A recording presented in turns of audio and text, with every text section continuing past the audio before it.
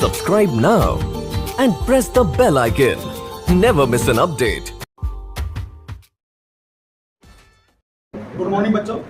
English grammar में voice का दूसरा रूल आप लोग देखेंगे प्रेजेंट कंटीन्यूअस टेंस के लिए। आप ध्यान दीजिएगा, प्रेजेंट कंटीन्यूअस का अगर एक्टिव वॉइस आप देखिएगा तो एक्टिव वॉइस का स्ट्रक्चर होगा, पहले सब्जेक्ट लगेगा, उसके बाद हेल्पिंग वर्ब के रूप में इज आर या एम लगेगा, और इसमें प्रिंसिपल वर्ब का चौथा रूप रहेगा। प्रिंसिपल वर्ब का चौथा रूप मतलब हुआ जो वर्ब होंगे उसमें आईएनजी लगा हुआ रहेगा और प्लस ऑब्जेक्ट रहेगा। तो ये पैटर्न देखिए जो आप पहले टेंस में पढ़ाए थे वो पैटर्न आपका एक्टिव वॉइस का ही था, subject is are M PV4 और ऑब्जेक्ट। अब अगर इसको पैसिव वॉइस में चेंज करना है तो इसका रूल क्या होगा, देखिए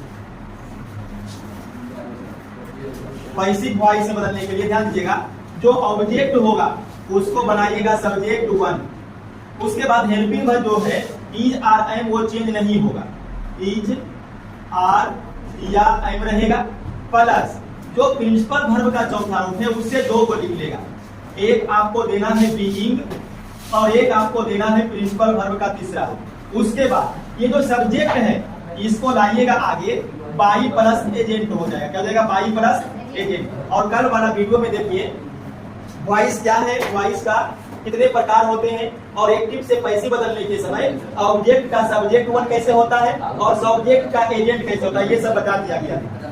अब उसको देख लीजिएगा एजेंट का प्रयोग के लिए। अब यहाँ पर इसको देखिए,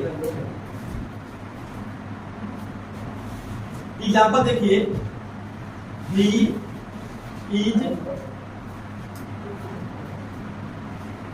ईटिंग मैंगोज। अब यहाँ पर ध्यान दीजिएगा, ही क्या हो गया सब्जेक्ट, इज हो गया हेल्पिंग वर्ब और ईटिंग हो गया, देखिए ईट में आईएनजी है, इसी को बोलेंगे प्रिंसिपल वर्ब का चौथा रूप, और उसके बाद ऑब्जेक्ट हो गया मैंगोज। अब ध्यान दीजिए, subject helping verb principal verb का चौथा रूप ऑब्जेक्ट, ये किसमें आ जाएगा, एक्टिव वॉइस में।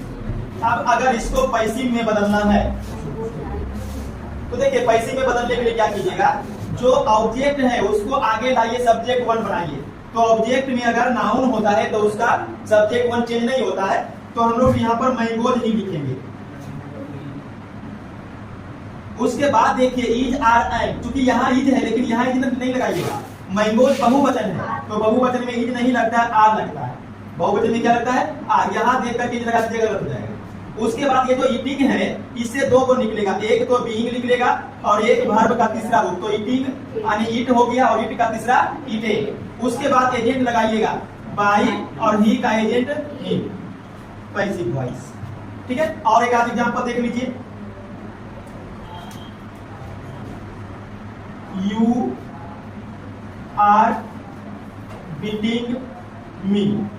अब यहां पर भी देखिए यू क्या है, सब्जेक्ट, आर हो गया हेल्पिंग वर्ब, बीट में आई एन यानी वर्ब का चौथा रूप, और ये मी हो गया आई का ऑब्जेक्ट। तो ये बन गया active voice, subject helping verb is are am, फिर वर्ब का चौथा रूप और फिर ऑब्जेक्ट। अब अगर इसका पैसिव बनाइएगा तो पैसिव में बदलने के लिए क्या करना होगा, तो पैसिव में बदलने के लिए जो ऑब्जेक्ट है उसको लाना है सब्जेक्ट 1 के रूप में।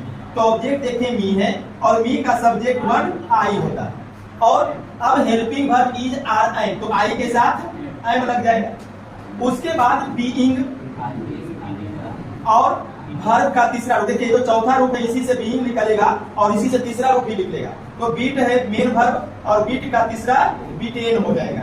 फिर बाई प्लस एजेंट, तो बाई और यू का एजेंट यू ही होता है, तो यू लिख दीजिएगा, ये बन गया पैसिव। तो इस प्रकार से आप ये रूल याद कर लीजिएगा वॉइस के लिए present continuous tense rule number 2। चलिए यहाँ तक नोट कीजिए।